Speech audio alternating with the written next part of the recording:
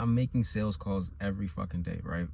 And I'm speaking to people that have limiting beliefs and have no type of history of making any type of financial commitment, any type of investment. It's their first time, they're considering it, they're nervous, they're anxious, they're curious, they're scared. These are very normal, they're fearful. Like, these are very normal things to feel. And, having these thoughts, it's perfectly normal, it's fine. The thing is, what's not fine is, it's not even the fact that they don't follow through and, as an appointment setter, me getting them to be booked on an appointment with a closer. That's not the problem. The problem is not that solution. It's not the fact that I have a solution they don't want to buy. It's the fact that they don't want a solution. They don't want any solution. And they're afraid to take a step. They're afraid to be wrong. Like, you're going to be wrong or you're going to fail. So what? You failed and you've been wrong so many times in life. This is not the end all be all. And being afraid to fail is a type of comfort that is actually like sickening. It's almost a disease when you think about it, because you don't grow. You remain who you are, and you have this thought process that is holding you back from taking any type of risk, any type of chance, any type of investment, anything that's going to actually better your situation and allow you to grow and become a better version of you and, get the life that you want to live. This, that, and the third. All that extra stuff. All that good shit. You're actually not helping yourself. You're doing yourself a disservice by kind of just like dancing and being on the fence and not really knowing what you want to do. Not knowing. It's okay to know what you know. It's okay to not know what you want to do, but it's not okay to avoid making any changes. You're not making any changes, and you expect what? You expect something different.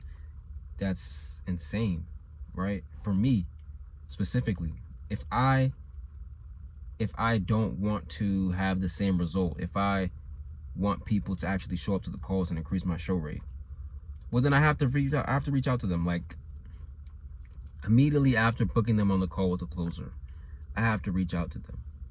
I have to reach out to them an hour before, 30 minutes before, and I have to follow up with them. Just being consistent in my communication to increase my show rate.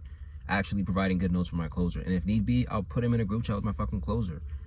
But if I'm just dialing and then not saying anything, not adding proper notes for my closer to, actually have an idea of what they're walking into, knowing what to anticipate, well, then my show rate's not going to increase, it's going to decrease. And me not making any changes, me not asking my sales manager, hey, what do you think about this? What should I do? How should I approach this? If I don't attend the meetings, I can't blame my sales manager. If I don't ask questions, I can't blame anybody but myself. I'm not making any changes that'll lead to different results. If I am not happy with my body, the way it looks, my lack of muscle tone and shit like that, or my weight, and like, let's say I want a six-pack. I have a six-pack right now.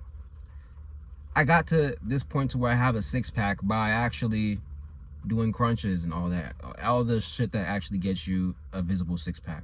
But I didn't do the same things. I didn't hang from a bar, do those little leg lifts that'll actually give you some pain right here once a week, and then expect to have a six-pack 2 weeks later. That's not how that works at all.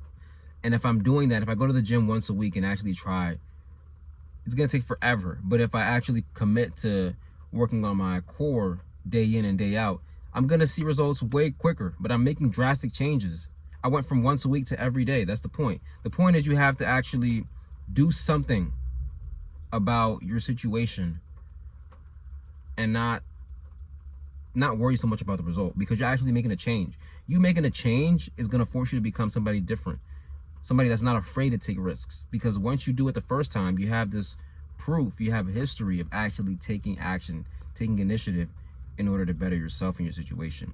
But these people who hop on calls and are second guessing, convincing themselves like, no, I can do this on my own. You dumbass, you've been doing this shit on your own for so long. No, it's not gonna fucking work. It's not gonna fucking work, not because you didn't,